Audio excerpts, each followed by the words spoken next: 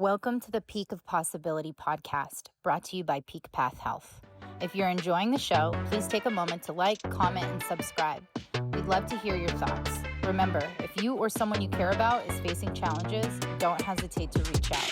We're here to support you on your journey to health and wellness.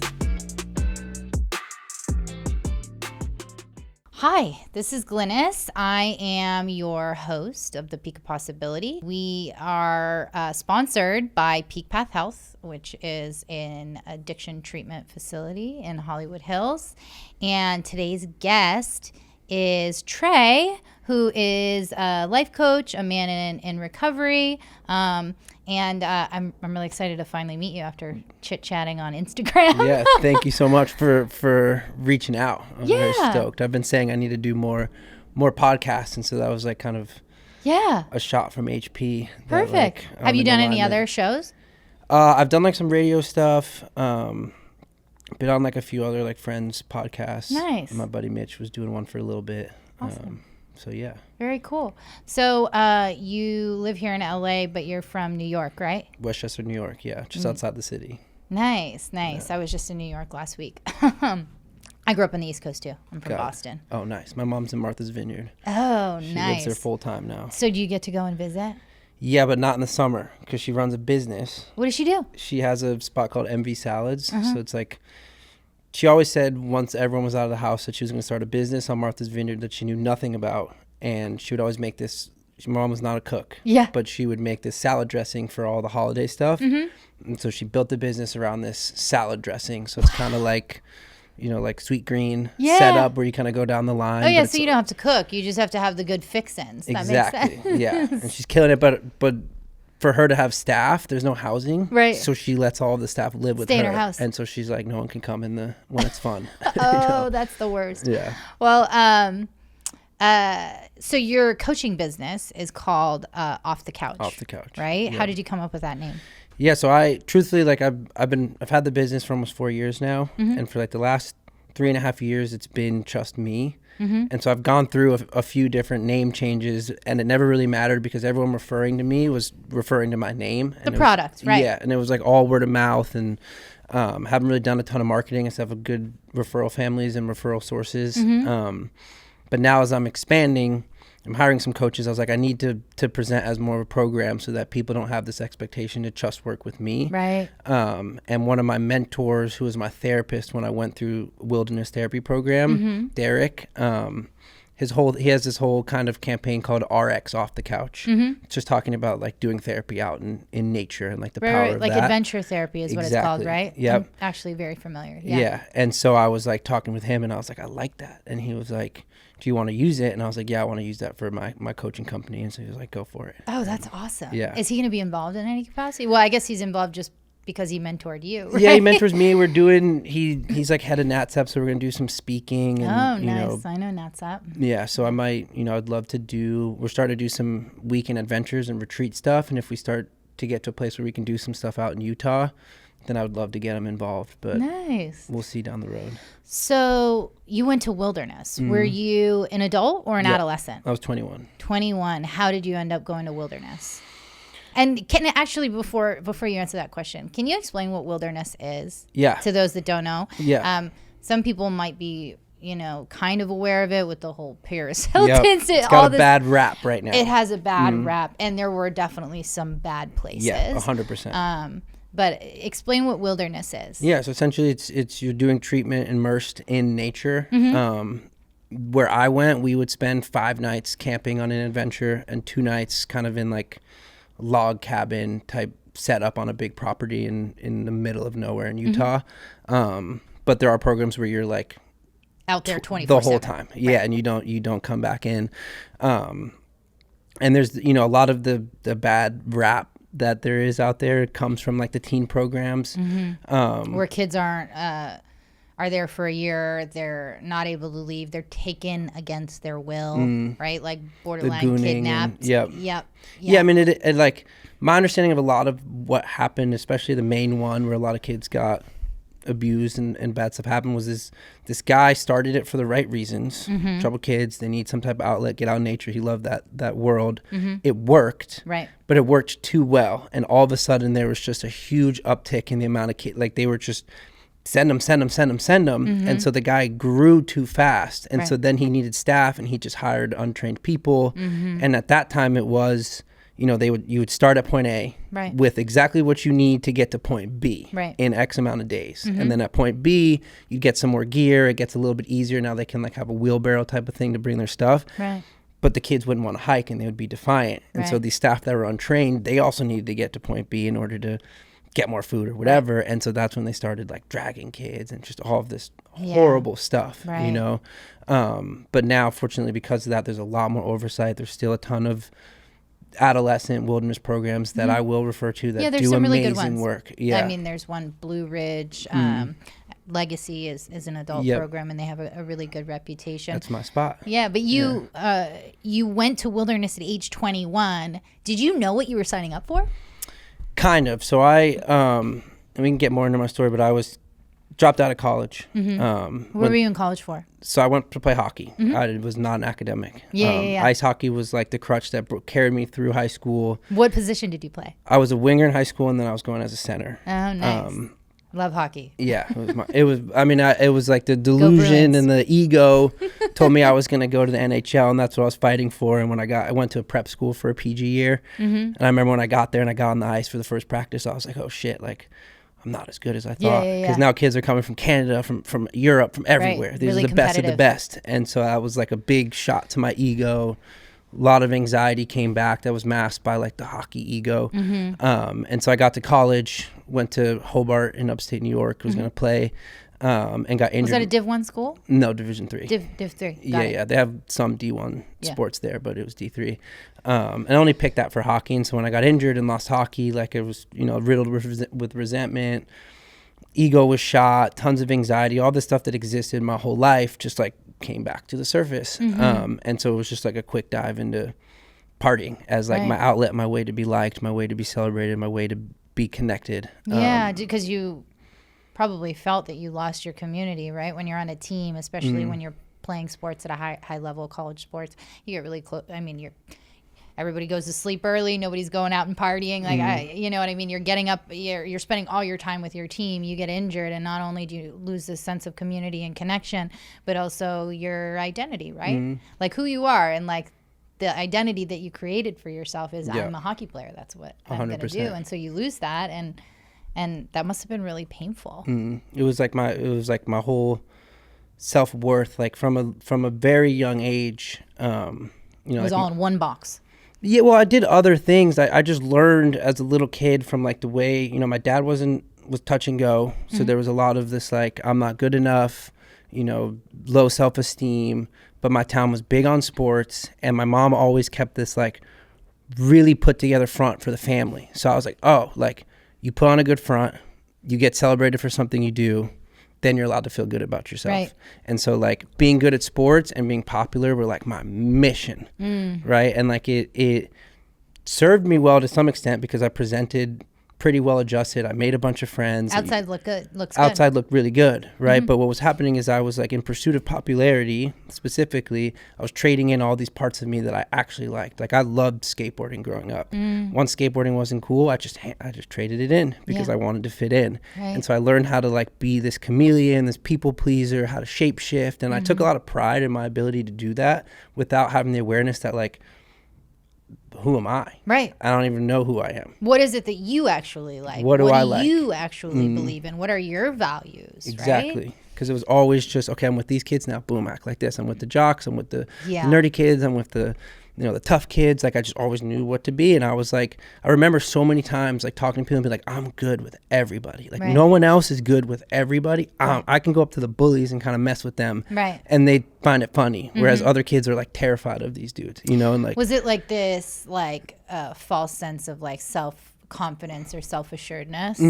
Yeah, it definitely like just gave me this ego, you know, that like I'm figuring something out. This seems to be working, you know, but what I didn't know was it was just setting me up to be super vulnerable to like substance abuse, peer pressure, all of these things that could just fully derail somebody. Right. And that's exactly what happened. And so I developed that skill of people pleasing, that skill of like needing to, figuring out how to be what everyone else needed me to be in order to like mask my anxiety, to mask my depression, to like feel a part of. And so when I lost hockey, it was just a reflex. It was like, boom, this is what I have to do. Right. Okay, let me, if I party, if I always have the bag in my pocket, then girls will be interested in me. All of these things just like became my solution. And so I dove in, and like that freshman year of college was just a disaster. I mean, I stopped going to class. When I did, I was abusing Adderall. Like I would stay up for days and days, and like, but still not to a point where anyone was like questioning it. Right. Like because I would hide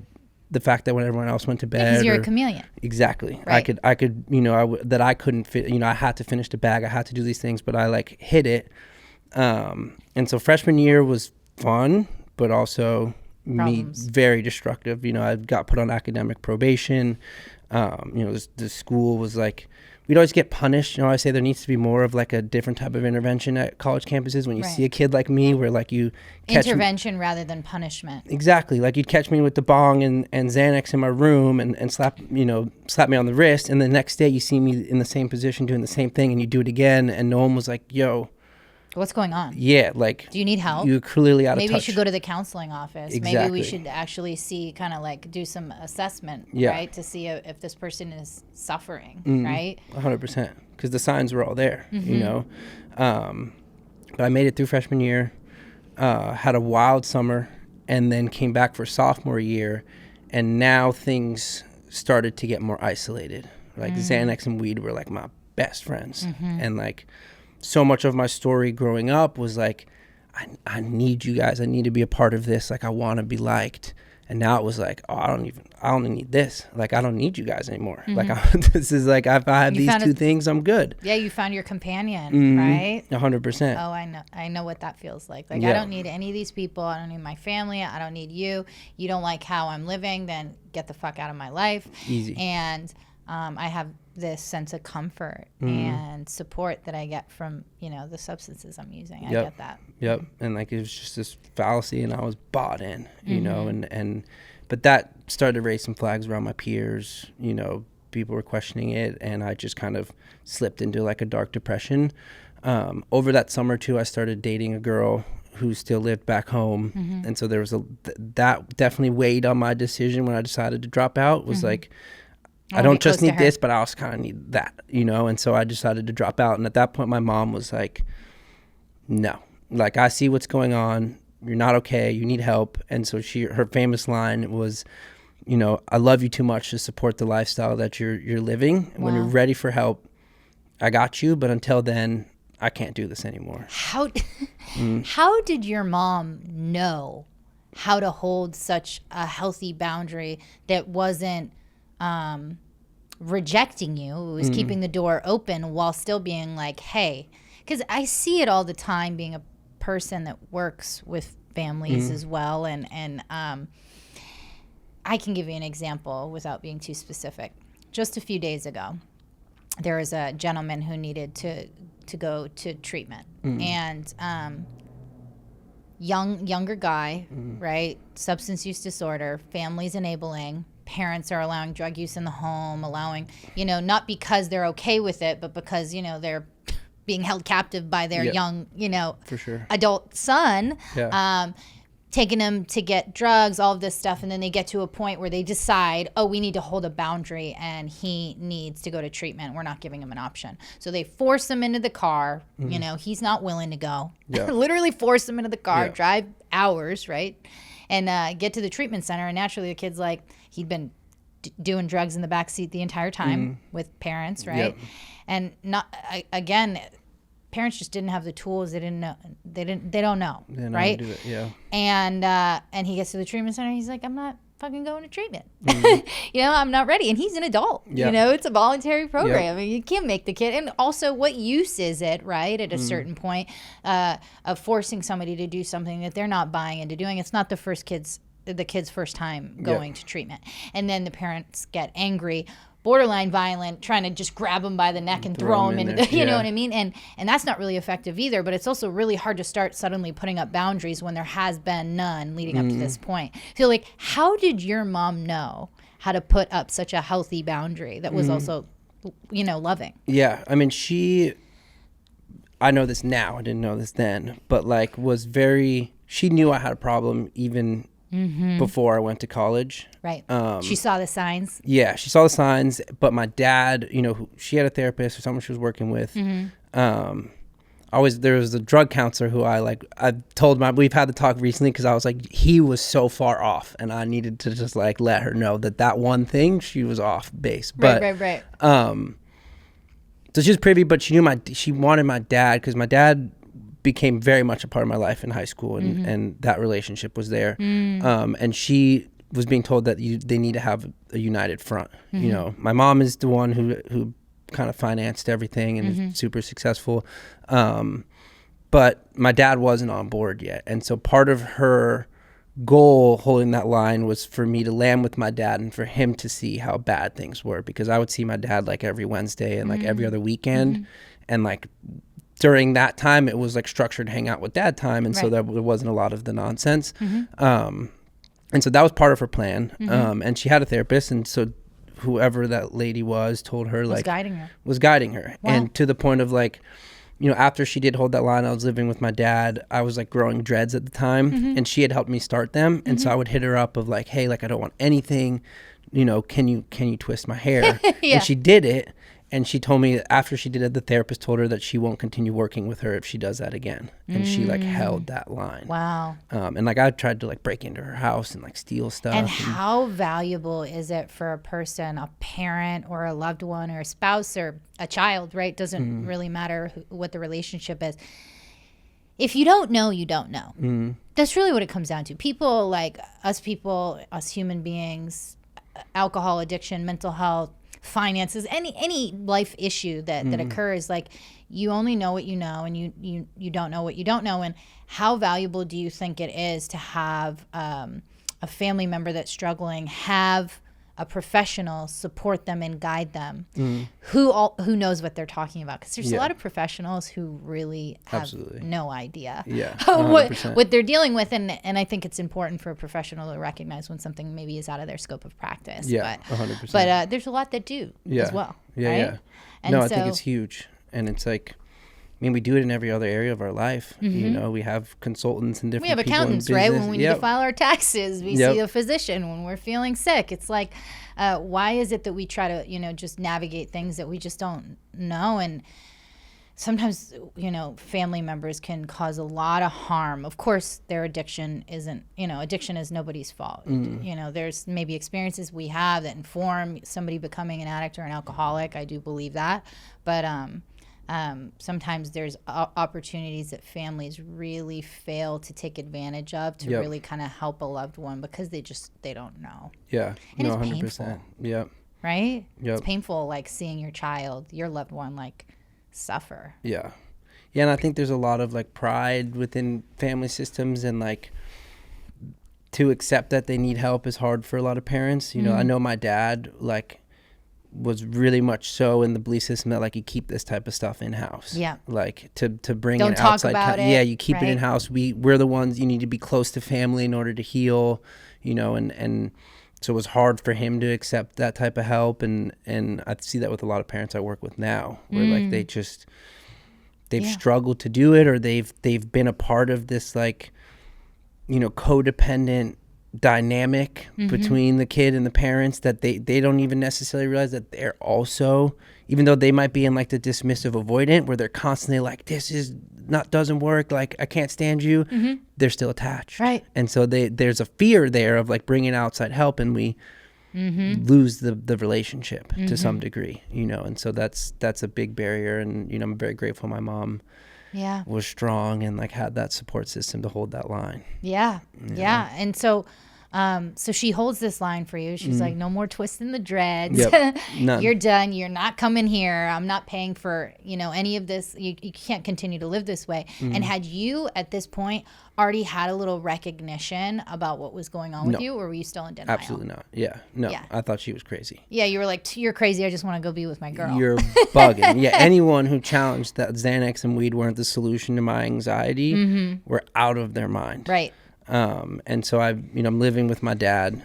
Of course. Put me in the basement with my own, little spot. in and out from through the basement. Like it was perfect. Girlfriend could come over. No accountability. But just, I do remember being riddled with so much shame because I left as this athlete and this guy that was going to go do these things. And now I'm back home. I'm obsessed with this girl. Every other day I'm having panic attacks that I don't even fully have the awareness that that's what's happening. I don't think I knew what the definition of anxiety was until I was like 20. Do you think, because you said you were using Xanax, do you think the Xanax was helping the panic attacks, or do you think that they increased after being on it for a while? In reflection, definitely increased it. At the Because time, it Xanax, worked. Klonopin, benzos, I see a lot of people come into the treatment centers that I worked in, where they come in with genuine anxiety, taking their benzodiazepines as prescribed, right? Not abusing. Yeah. Now I see a lot of people that are abusing it, right? But I see people who genuinely are taking it as prescribed and get to a point where it's been 2 or 3 years and they had this anxiety, and the benzodiazepines work for a period of time, truly, which is why they start taking them, and then it gets to a point where Now it's creating it. it's actually creating it. Yeah. Right. And now I'm thinking of somebody specifically who came in after being prescribed Klonopin for like 3-4 years, had always taken it as prescribed, high functioning, professional, kids, spouse, all the things. And genuinely was like, oh my God, I'm not a drug addict in the typical sense of the word. I'm taking this medication as prescribed and I cannot get off it on my own. And it's now causing my anxiety. Like, what do I do? Yeah. What a devastating experience that was, talking to this person who genuinely was shocked, right? Yeah, 100%. And wanting to get off and slowly actually tapering themselves off, but just couldn't get off that last little bit. And when they would, they'd be at risk of a seizure. Yeah. It's wild. So crazy. So you are on these things and were you prescribed them? No, but I did convince a psychiatrist to write me a prescription for Klonopin. And that led to my first OD. Wow. Because I took like half the bottle. Yeah, you weren't like this person I was talking about. Yeah, no, I'm a sicko. It led to my first OD. Because I had a reputation for being a poor rich kid. It had one of the biggest houses in my class, but my mom was so good at keeping money from me. And this was before Venmo or anything. Never had money. She would put money on my card. It was $19. Never enough to pull cash out. So I was always having to finesse and figure out ways to get in on a smoke sesh or to get a Xanax or whatever. So there's always this daily hustle to get it. I never had an abundance of Xanax or an abundance of weed. It was usually an eighth and a couple bars. But this is the first time I had a bunch. And so you went crazy. And I would forget that I took some, so I'd take more. And so then my dad confronted me. He said my eyes were rolling back in my head, called an ambulance. I'm fighting with the paramedics. They take me to the hospital. Wow. And I remember coming to, and dad and mom now are standing at the foot of my bed. Now they're a united front, huh? Terrifying. Probably the best thing that could have happened in hindsight, right? For dad to see it firsthand, and now he's on board, no? Not yet. Okay. I come home, and within a week, I'm back in the hospital for another OD. And I always talk about how my solution to the overwhelm of overdosing on Xanax was to do more Xanax. Right. Makes sense. Just insane. And so it happened again. Still still keep it in house. I can help you. Boom. And he moved me upstairs. He tried to make some adjustments. Ended up in the hospital a third time. This time it was Halloween. The girl I was dating was going out. I could not go out. Was she using as well? Yeah. Not to the extent that I was, but she was down. Right. And she would go out and party and was still connected because she was a little bit younger than me. But I wouldn't go to these parties because the shame just kept me hidden. And this night I didn't have any substances. It was Halloween. she was out, and with my anxiety, I'm always looking for something to place the, like, this is why I'm anxious. I have to find evidence Right. of why I'm feeling the way that I'm feeling. Right. So I scroll and I'm just refreshing Right. Instagram, and then I see some dude behind her in a photo, and I'm like, that's it, full panic attack. And I ended up hitting my head on a rock in this park. Wow. Of just out of overwhelm, and boom, again, I wake up in the hospital. And so I've had, but still through all of this, I don't think I have a problem. It's just that she was at the party with that guy there, and it was just because my parent, you know. Right. Always looking outside of yourself to Always. point to something. And that went on.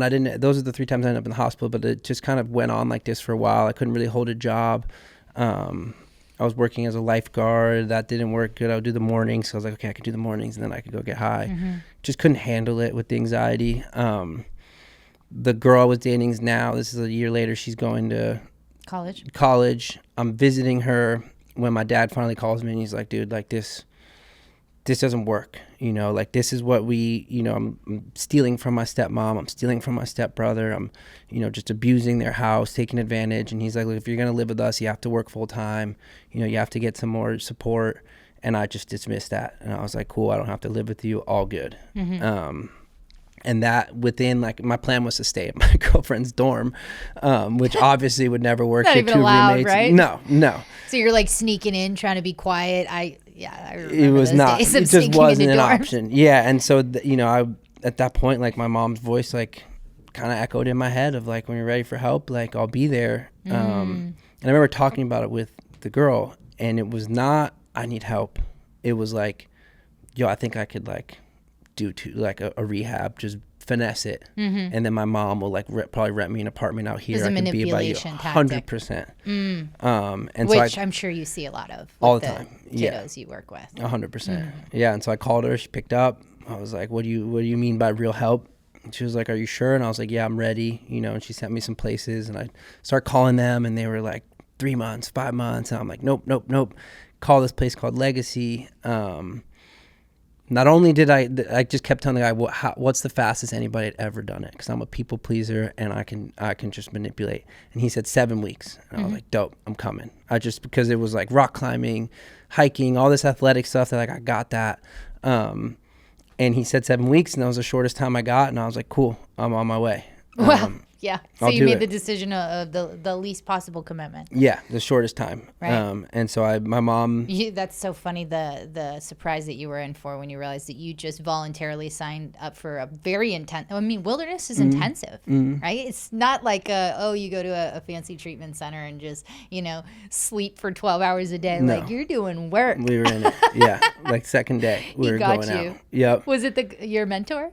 No, it was a different guy, but I did confront him a few weeks in when I realized I wasn't going to be there for 7 weeks. Oh, yeah. Because there's a joke at all the wildernesses when you get there, everyone's like, how far away do you think that plane is? And I was like, oh, no, like 2 miles. And they're like 12 weeks. And I was like, but I stood on what I believe. I was like, nah, like I have a special deal. Like, 7 weeks for me. Special deal. Yeah. Right. And yeah, it got me there. I was very quick to be called out on my people pleasing within 1 week. They do like a Milan group where it's like just direct feedback, like social model style. Yeah, right? exactly. Like where the community holds community each other therapists, the staff that were with us for the week, we all group up and they talk about each person in the third person. So if they're not in the room, and you have to just sit there and listen and take it. What did that feel like? The first one I sat into was day 1, so there was no feedback given on me. Yeah, that's usually the case. They ease you in. They let you kind of see what the deal is before they start to pull your covers. Yeah, I saw kids getting just reamed out, other ones that are getting like praise and the good feedback. And I was like, okay, I definitely don't want, because I hated confrontation and I like to be liked, so I was like, I don't want that. Trying to fly below the radar. Yeah, and so I thought I killed it all week on my first week. It was a fishing adventure. I hate fishing, but I did it. Yeah. And I get back and we're sitting in and I'm like, oh yeah, they're all gonna give me praise. And like one after one, they're like, Trey's people pleasing. We don't see him really like showing up too authentically. Like we feel like he's wow, they saw you. Saw right through it. Do you think that all of these years you had spent wearing these masks and being the chameleon, thinking that you had everybody fooled, that like people knew what you were up to? I don't know. I've never thought about that. I just wonder because I know, like, for me, people, for the most part, people know what we're up to. Like, I'll give you an example. Me and my sister, we're 2.5 years apart, and we're really close right now. But pretty much her entire life since she was, 11 years old, I was using. Yeah. And I was using in front of her, and for a long time she was the only one that knew. Yeah. And I would just gaslight her, and then into our adult years, like I was using. I would be in the back, like she always knew what was going on. So there's a lot of like healing that had to take place in our relationship, and just because I got sober, that relationship wasn't just fixed. Yeah, of course. Years in, right? She was having some challenges of her own, not with drugs and alcohol, but just some mental health challenges. And I would call, I would talk to her, and she would get so mad at me, and she'd be like, "You're fucking judging me. You're yelling at me. You think," and I wasn't yelling at her, but I would give her like unsolicited advice, and she'd be like, like, "You think you're better than me." Yeah. And I would hang up, and I'd be like, I was just so nice to her. I was saying all the right things. And like, she knew what I was up to, because the truth is internally I was being judgmental. I'm like, why can't you just like get your shit together? Like, I've changed my life. Why can't you do this and change yours? You know what I mean? Yeah. And like, even though that wasn't the words that were coming out of my mouth, like she knew, even on the phone. And she would get mad. Now, her and I, a couple years later, very close today, she talks to me very openly, and we have the same conversations we were having then, but like I've gotten to a place of like real love, compassion, and like no judgment, and like we don't have the same fights, and she doesn't feel judged. So it's just this idea that we think that we're fooling people when we're putting on all these masks, but a lot of the time people kind of know, like, for sure, inherently, like, just like we know when people are like, trying to manipulate us. Yeah. No, and 100%. in a week in this treatment center, the only difference is these people are telling you they know. Yeah. No, 100%. And I think to some degree, with like my high school friends and peers, like there's a lack of kind of awareness of like being privy to some of this. But then I think about it, I like had my little core group that I really felt connected to, and I never felt fully connected to the other ones, even though I could get along and they would include me and stuff. And that might speak to that of like, I wasn't actually building connection, and maybe they were, You're just that playing, was real. you were playing a role, right? And that was felt, even though there might not have been like a ton of awareness around it. But yeah, I've never really like fully thought about that. But I'm sure there were people that were like, caught onto it. Yeah, like we know when someone walks in and they're overcompensating or they're deeply insecure. Like today, I'm like, I get it. That person's really insecure. I felt that way before too. Yeah, 100%. But not everybody has that much insight. They're like, oh, he's fake. Yeah, you know what I mean? Something up with that guy. Right. So these people, they hold you accountable. They say you're not showing up authentically. There's some truth in it. And do you realize in that moment, like, oh, they're right?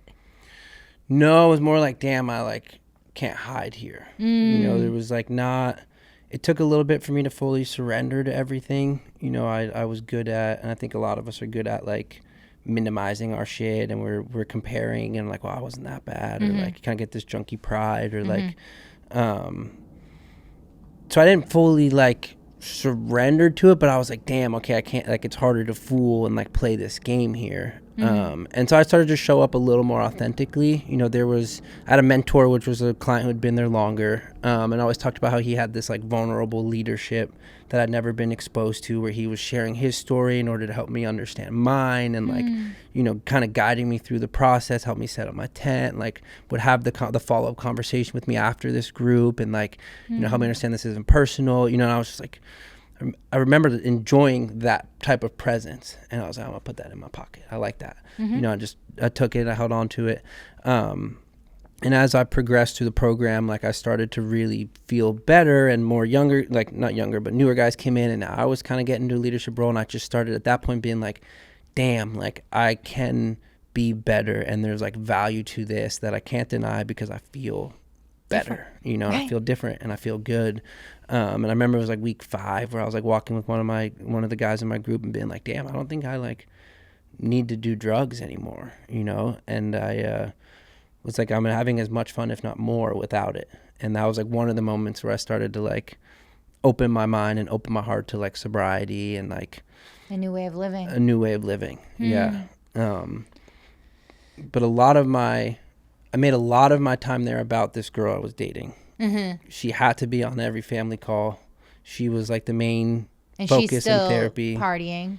Was She's she at an addict, or college. was she just kid who was partying? I don't know where her story took her after me. Right. But definitely we were like, we were both about it. Yeah. Right. And so a lot of what my therapist was working on with me was around like the codependency.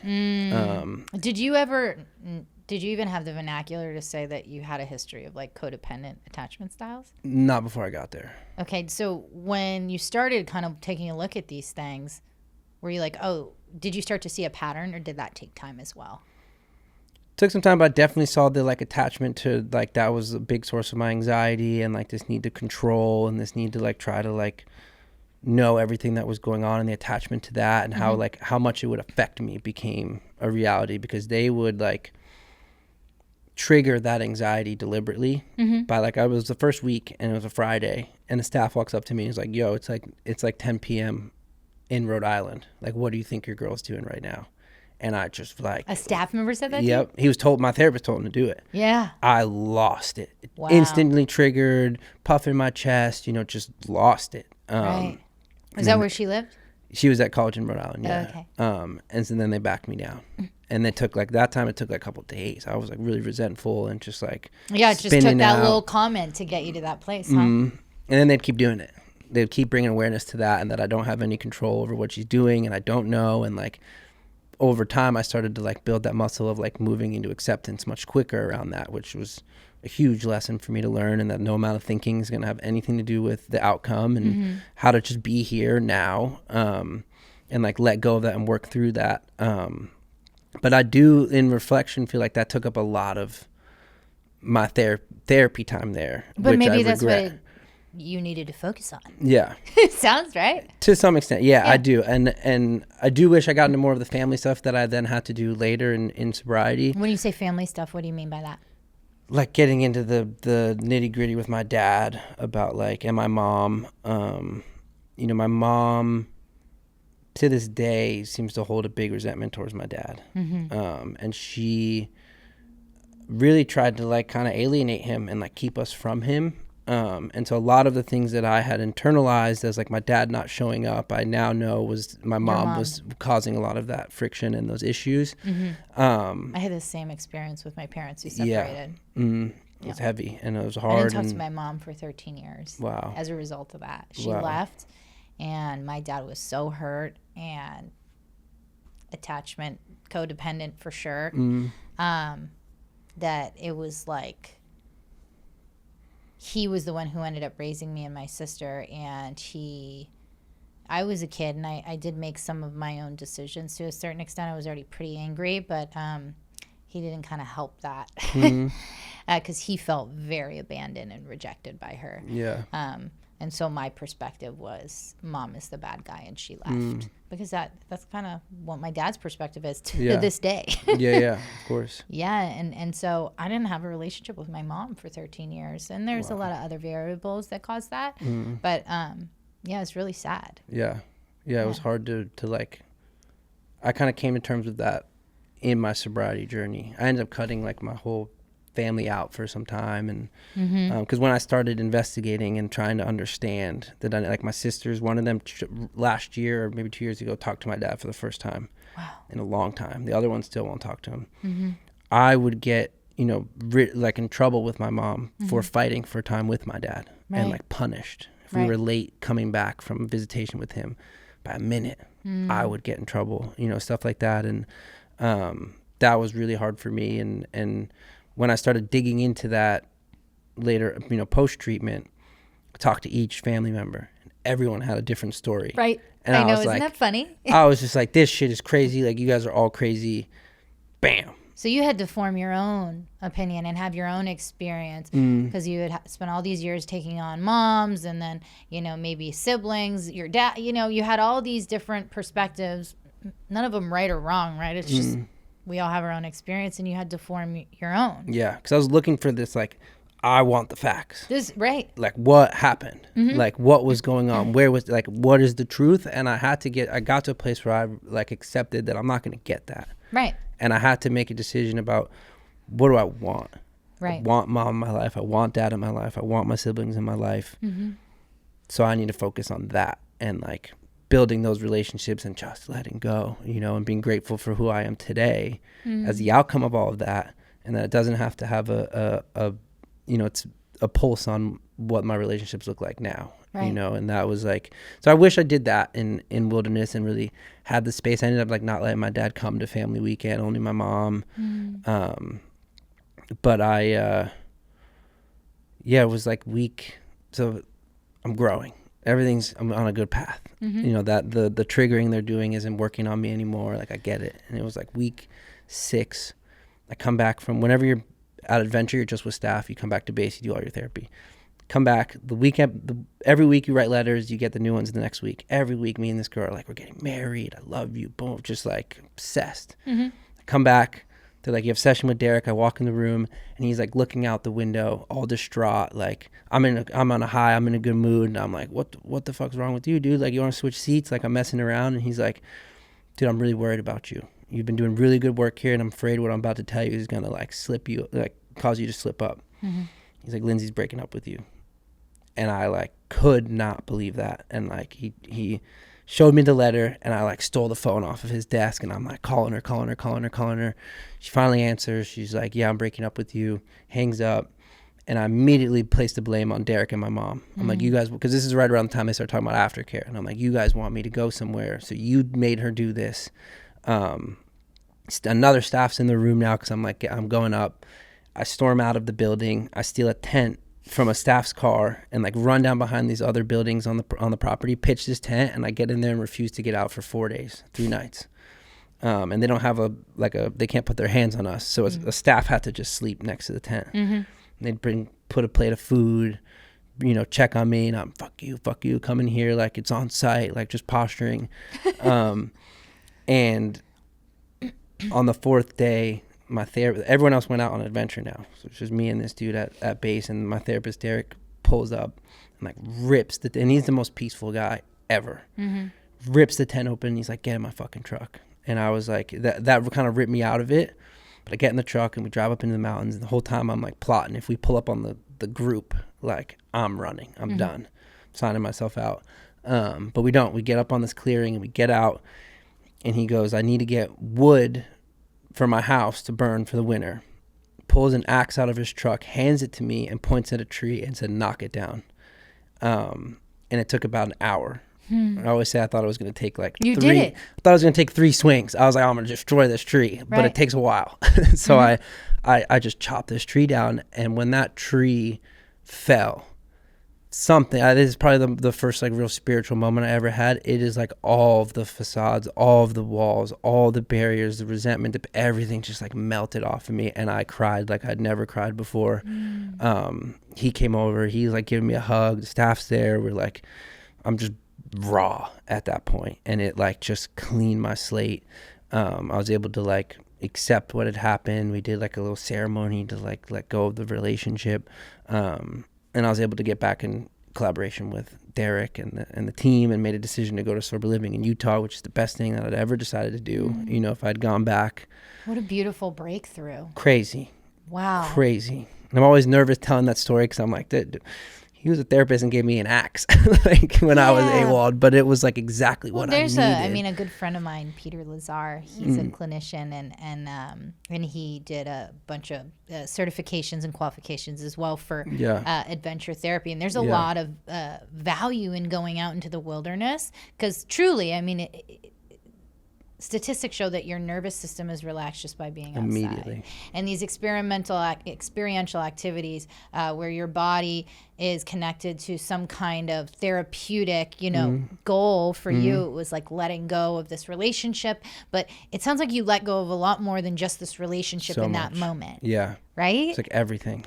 Right. It was like all everything the facade, I was carrying. all the masks, all these ideas, this like attachment stuff, this codependency where like you were trying to control outcomes. You like kind of put down the axe, literally and figuratively, like put down the gun and stop fighting. Yep. Right. And I think it was my first like real moment of feeling like surrender. That was exactly. And I was just like, all right, let's do it. Like, where am I going? I'm down. Like 6 months at it, I'm down. Like Ogden, Utah, I'm down. You know, I just like, and that wasn't the aha moment that like everything was good from that point. Right. It was just a massive breakthrough. I was still codependent. I was still, you know, the relationship with the girl was not over. Yeah. It definitely resurfaced.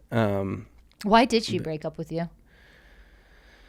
She felt, I think what came out later after we got back together, I ended up going back to Rhode Island and then moving back to Utah, and she moved with me. And then I found out she was cheating the whole time. And so I think there was probably guilt and whatever going on with her, and she was kind of seeing someone during that time. That must have been really painful.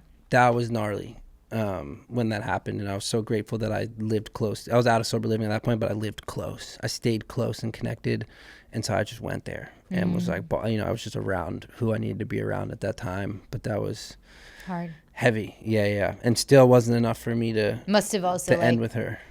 And correct me if I'm wrong, but like a lot of what you've been talking about your issues were like controlling and managing and this like anxious attachment style, this codependency, right? And all to avoid this, right? Being cheated on, being rejected, being abandoned, being forgotten, and even with all these things that you had done to try and manage and control the thing, your worst fear, your greatest fear comes true. 100%.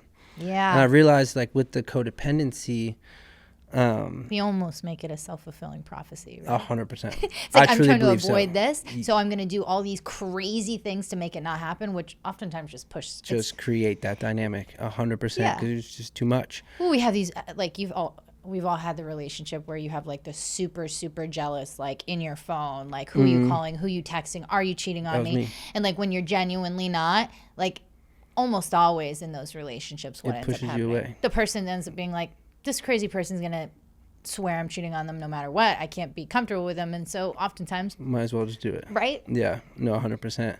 And I like. Or we find people who inevitably are going to fulfill that prophecy. I think that was a big part of it, because I like. This is now we're like 3 years ago, where I'm doing this like inner child work with a therapist and coach. So and this is 6 years into your sobriety? Yeah. Yeah, 6 years in, and I'm. I actually started with him at year 5, I think, but I'm now starting to see that these girls I was dating, there was 2 more I dated after this girl. There was the same dynamic played out. What I was finding in them was a same feeling I felt as a kid with the dynamics, a mixture of mom and dad. This like, what are they doing? Why am I not enough? And the chase from dad, and the like, my mom had like her emotions, her negative emotions were always somehow my fault, or my other siblings were pretty dialed. So it was always my fault, you know, and like there was a lot of things that she would do that made me feel responsible for making mommy sad, you know, and she would say that to me. Right. And so I would find these partners that would trigger that like anxiety and that chase, and like, what are they doing? Like, are they coming back? Am I safe? And then if they did something wrong, or, you know, if I saw the red flags or whatever, somehow they were my fault. Yeah. And I would keep seeking partners like that until I did that work, and I really realized, like, damn, I don't need to keep living like this, you know, like it's the calls coming from inside the house. 100%. And that was like another kind of like big learning moment for me, that really helped me understand myself even deeper, you know, and it's work that I continue to do because it just works and fits so well with the recovery work, and like helping me understand myself more and more. And now I'm in the healthiest relationship I've ever had. Feel super secure, super safe, somehow attracted a girl who, like, to the point where I'm almost like, oh, wow, are you sure you like me this much? Like, I doubt it. Right. But she does, you know, and it's special and it's beautiful. Oh, that's amazing. Yeah. That's so great to hear. Yeah. So how does all of these experiences that you've had, this growth and this healing, you know, throughout the years of your journey and recovery, inform, is it primarily men you work with or also women? I don't market for females, but I've had like families with a daughter or you know, where they're looking for support, and I've contracted to female coaches that can work with them. Yeah. But you primarily directly are working with young men. Yeah, like 14 to 30. Nice. And so what do you see for adolescents, like age 14, 15, 16, what do you see that kids are struggling with most right now, teenage boys? Outside of like underneath substances, a lot of similarities between what I like, this lack of identity, this need to be liked, this glamorizing money and success and like this fast money, but just a lot of insecurity, and not feeling like they're enough. A lot of wealthy parents where they feel in the shadows, they don't feel seen, they don't feel like their parents understand them, and so they're searching for these connections with people.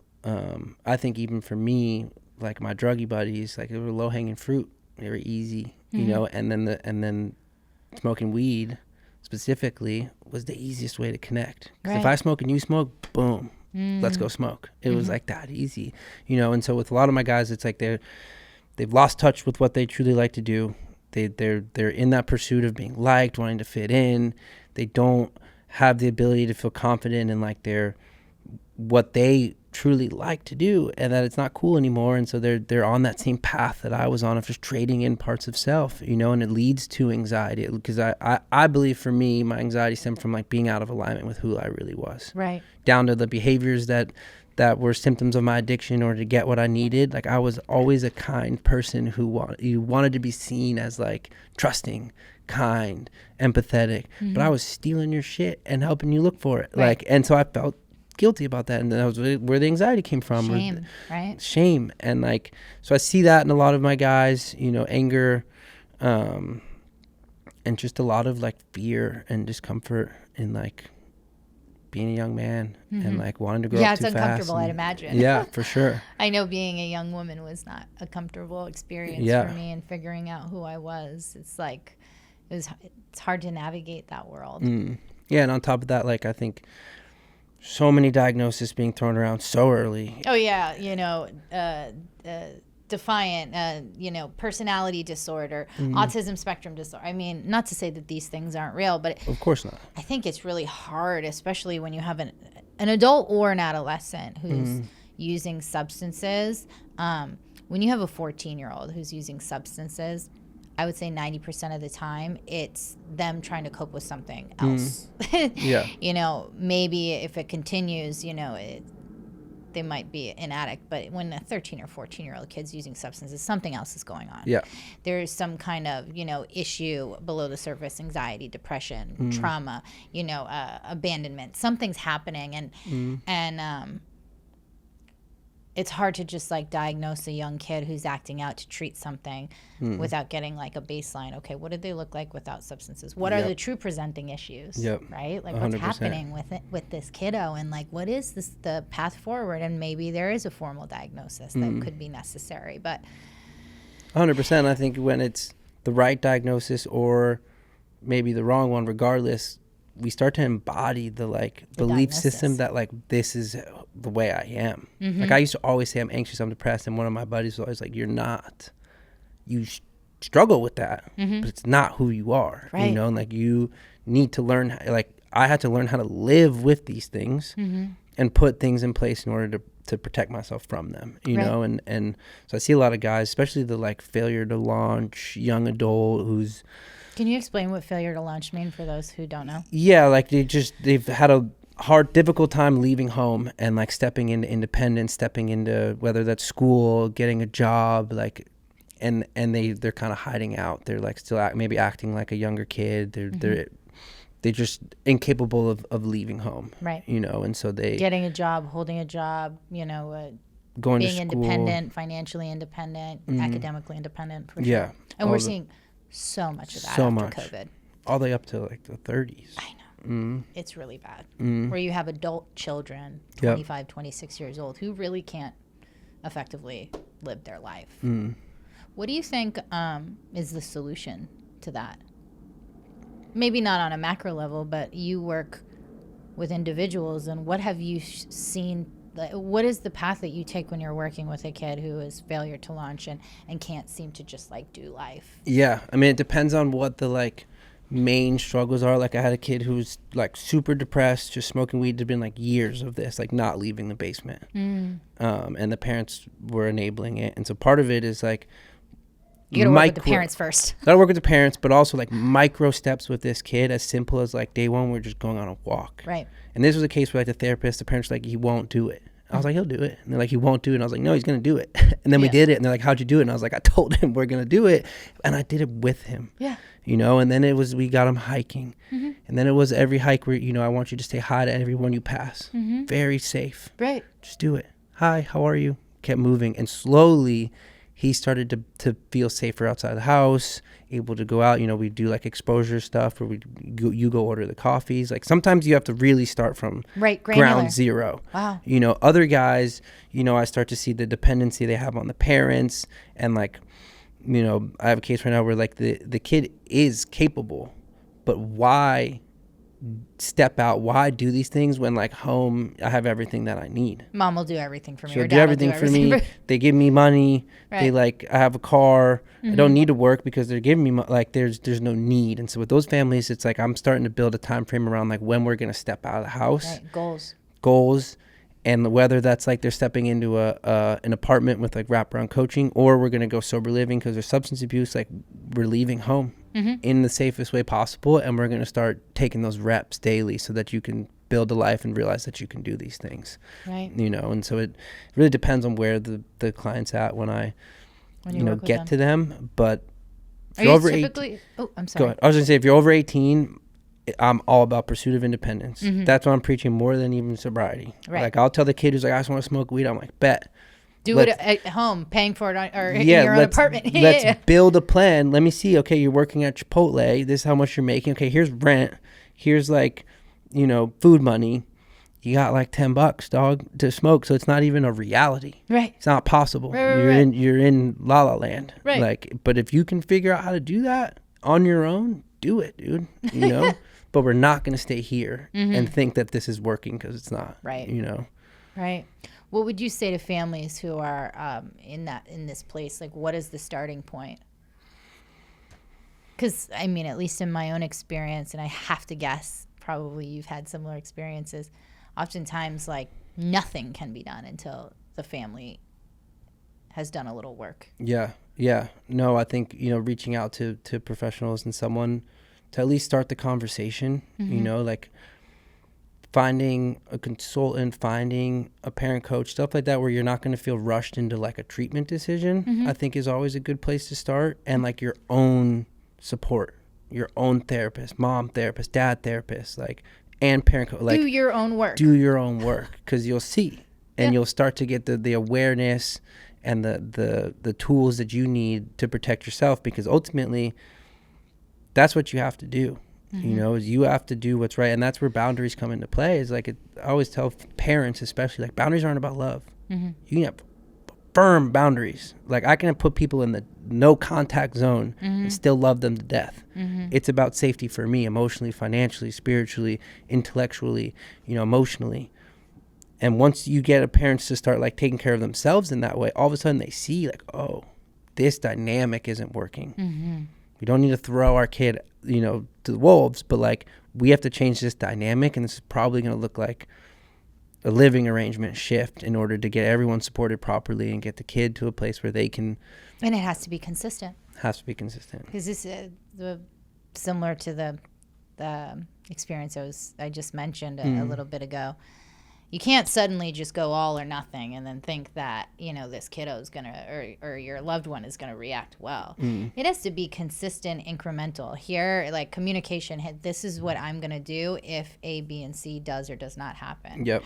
And then if A, B, or C does or does not happen, then you do the thing you said you were going to do. And then a week later, if it's A, B, and C still not happening, you continue to do the same thing that you said you were going to do, right? It has to be consistent. 100%. And I get a lot of calls for these kind of interventions where it's like the kid 9 times out of 10 needs treatment, a higher level of care. But what we're able to do is we have this matter-of-fact conversation with the family and the client of like, look, I want to help you turn this around now. If we can do that, dope. If If we can't, then we have to look at a higher level of care. Mom and dad are going to be putting together that plan, what that might look like. And our job with this new home agreement we have is to help you succeed. Right. And what that does is it then also gives the parents, they feel a little bit more relieved because they're like, okay, we're giving him a shot and some support to try to make this work so that they can then do it or fail on their own terms. And then when they do, we can hold some boundaries, you know, and then 9 times out of 10, I then have the rapport with the client. When they can't do it, they keep getting high or they keep doing the thing that's the issue. I'm like, look, dude, we like tried. Like, it's not working. It's not working. Yeah. So let's go do this thing. Yeah. Let's like get it done, dude. Right. Like 2 months from now, it could be over. Like, let's go. 7 weeks, right? Yeah, 7 weeks, dude.